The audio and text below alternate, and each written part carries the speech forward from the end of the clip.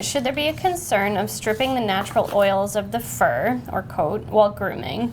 I know bathing too often can dry out the coat and skin, but can you over-groom in a way that strips the coat as well? Oh, interesting. So she's thinking about grooming, stripping the coat, not just bathing. I'm a bit of a religious groomer, and I don't want to be negatively affecting my horse. Well, that's a really good concern. You always want to... You think you're doing the right thing, make sure it's actually the right thing. Because there's so many old wives' tales and traditions in horse management that... What's interesting is I don't think I've ever been asked, is it possible to groom too much? What I've been asked is, hey doc, how little can I groom and still not have horrible problems? So I'm used to answering that one. This one not so much, but it's fun because I found a bunch of my favorite grooming tools. This one I love. This is the Posture Prep cross fiber groomer. Well, I say I love, but I mean, New loves. And then these things are like the best invention since Cody sliced also bread. loves these. These hands-on gloves. I don't think there's the name. These are fantastic. They get all the little nooks and crannies. Yep. Yeah, that's a very scientific term, anatomical phrasing. And they look intense, but I've never had any sensitivity issues with them. He loves them. Newman does not like the full glove with too much pressure on his face. Okay. Yeah. Oh, yeah, that's fair. So on his face, I use it's pretty soft. one of these grooming mitts because the nubbins are really, really small. So that one's tolerated. So, and then I just want to say that I've never used this on a horse. I use it to clean my brushes. Shedding blade. Yeah. So we like grooming, and she's exactly right on because it increases circulation, and that is what releases the oils.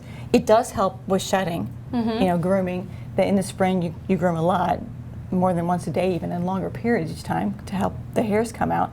I find it's a good time to bond.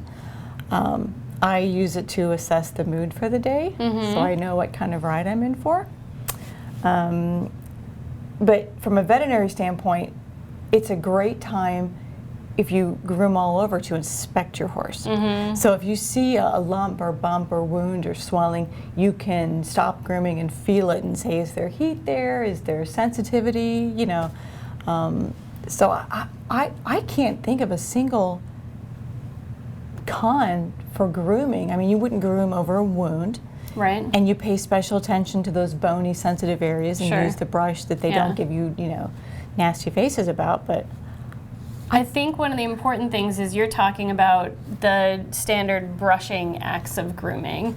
A lot of people in their grooming kits have sprays and topicals and things that they dress and finish the coat with. So I think that could be one an area where you can overdo it. I think your advice is often, as long as you're doing what's normal and natural for the horse, it's a good thing, keep doing it. And that's what this feels like, because a lot of what these curry combs do is they stimulate the grooming activity that horses do. This is elbow grease. Like, I like elbow grease and not actual grease. Yeah, there you go. There we go, right. So I think, with those coat conditioners and things like that, you can definitely overdo it. Anything that's artificial. Because they have silicone and that's very drying to the skin, which is the opposite of what she wants to do. So it makes it shiny for the short term in the show ring, which is a lot of SH words, but it's a good idea and is a great thing to use when you need it, but it's not the kind of thing I would say you want to use every day. On a regular basis. Yeah, definitely dries things out. All right. We thought of a con. Good job. Yay!